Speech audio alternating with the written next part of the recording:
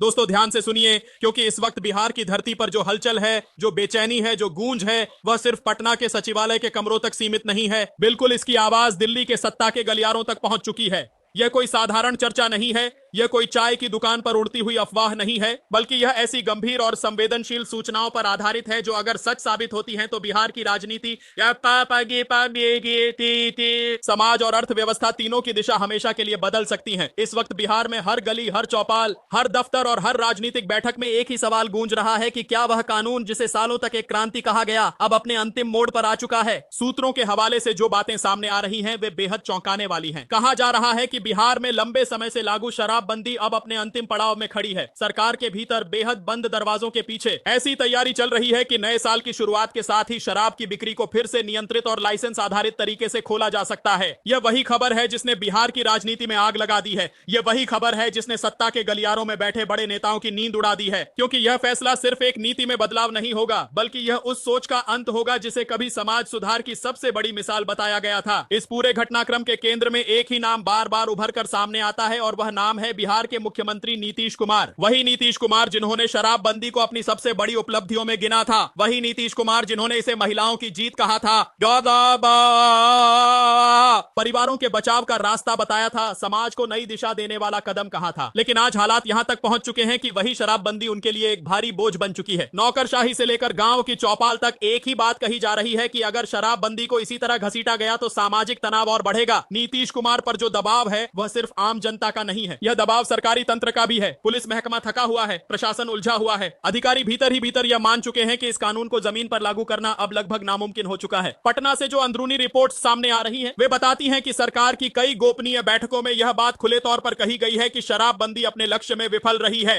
अपराध कम होने के बजाय और बढ़ा है। पुलिस तंत्र पर भ्रष्टाचार के आरोप गहराते चले गए हैं। तस्करी का नेटवर्क इतना मजबूत हो चुका है कि वह प्रशासन को खुली चुनौती दे रहा है। सबसे भयावह तस्वीर तब सामने आती है जब जहरीली शराब से होने वाली मौतों की बात होती है। जिस कानून को लोगों की जान बचाने के लिए लाया गया था, उस कानून के साए में लोग अपनी जान गंवा रहे हैं। दूसरी तरफ राज्य का राजस्व लगातार गिरावट की ओर बढ़ता चला गया। हजारों करोड़ की आमदनी जो शिक्षा स्वास्थ्य और विकास पर खर्च हो सकती थी, वह पूरी तरह से खत्म हो गई। इस आर्थिक नुकसान ने बिहार की रीढ़ को कमजोर कर दिया है और यही वह बिंदु है जहां सरकार सबसे ज्यादा परेशान नजर आती है। इन्हीं तमाम कारणों की वजह से यह चर्चा अब तेज हो चुकी है कि शराबबंदी को खत्म करके सीमित और नियंत्रित लाइसेंस प्रणाली के तहत शराब की बिक्री की जा सकती है। जो रिपोर्ट दिल्ली भेजी गई है उसने वहां बैठे शीर्ष नेतृत्व को भी चौंका दिया है। सूत्र बताते हैं कि प्रधानमंत्री नरेंद्र मोदी तक इस पूरे मामले की विस्तृत जानकारी पहुंचाई गई है। बताया जा रहा है कि वहां यह बात स्पष्ट रूप से रखी गई कि अगर शराबबंदी की वजह से बिहार की कानून व्यवस्था बिगड़ रही है और अर्थव्यवस्था को भारी नुकसान हो रहा है तो राज्य को अपने हिसाब से निर्णय लेने की स्वतंत्रता होनी चाहिए। इस संकेत के बाद बिहार की राजनीति में हलचल और तेज हो गई। गृह मंत्री अमित शाह को भी बिहार की स्थिति से अवगत कराया गया और उनसे कानून व्यवस्था को लेकर विस्तृत रिपोर्ट मांगी गई। रिपोर्ट में यह बात सामने आई कि शराबबंदी ने अपराध को खत्म नहीं किया, बल्कि अपराधियों को और ज्यादा ताकतवर बना दिया। तस्करी का जाल पड़ोसी राज्यों तक फैल चुका है। हालात यह हैं कि कई जगह पुलिस भी खुलकर कार्रवाई करने से डरती है। कुछ जिलों में अधिकारियों ने मान लिया है कि शराबबंदी को सख्ती से लागू करना अब संभव नहीं रहा।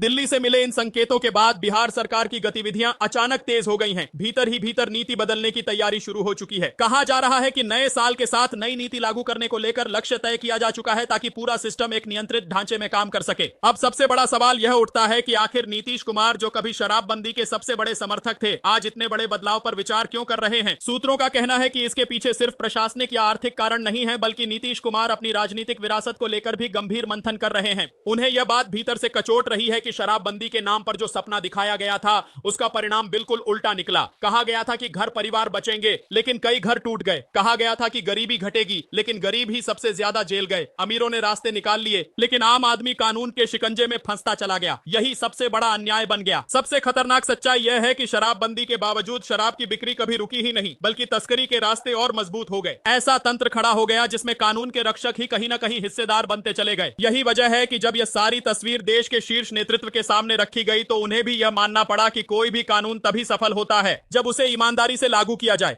बिहार में यह व्यवस्था पूरी तरह चरमरा चुकी है। बताया जा रहा है कि एक बैठक में नीतीश कुमार ने साफ शब्दों में कहा कि शराबबंदी को बचाना अब संभव नहीं है। अगर इसे इसी तरह जारी रखा गया तो जनता का असंतोष और बढ़ेगा और राज्य का नुकसान भी बढ़ता चला जाएगा। इसके बाद मंत्रिमंडल के कई सदस्यों ने भी यही राय दी कि नए साल में चरणबद्ध तरीके से शराबबंदी को खत्म किया जाना चाहिए ताकि जनता को राहत मिल सके और राज्य की आमदनी फिर से पटरी पर आ सके। दिल्ली में भी यह बात खुलकर कही जा रही है कि अगर बिहार अपनी नीति बदलता है तो इस पर किसी तरह का राजनीतिक दबाव नहीं होगा, यह राज्य का अधिकार है। केंद्र सरकार का फोकस सिर्फ इस बात पर है कि बिहार में कानून व्यवस्था सुधरे, आर्थिक हालात बेहतर हो और जनता में फैला असंतोष कम हो, क्योंकि बिहार एक बड़ा राज्य है और यहाँ की अस्थिरता का असर पूरे देश पर पड़ता है। यही वजह है कि केंद्र से मिले इन संकेतों को बिहार सरकार के लिए हरी झंडी के तौर पर देखा जा रहा है। अब पूरी तैयारी इसी दिशा में चल रही है कि नई नीति लागू की जाए। अगर ऐसा होता है तो यह नीतीश कुमार के राजनीतिक जीवन का सबसे बड़ा और सबसे साहसिक फैसला होगा। वही नेता जिन्होंने कभी शराबबंदी को समाज सुधार का प्रतीक बताया था, आज उसी नीति को खत्म करने की ओर बढ़ते दिखाई दे रहे हैं। बिहार की जनता इस खबर को लेकर बेहद उत्सुक है।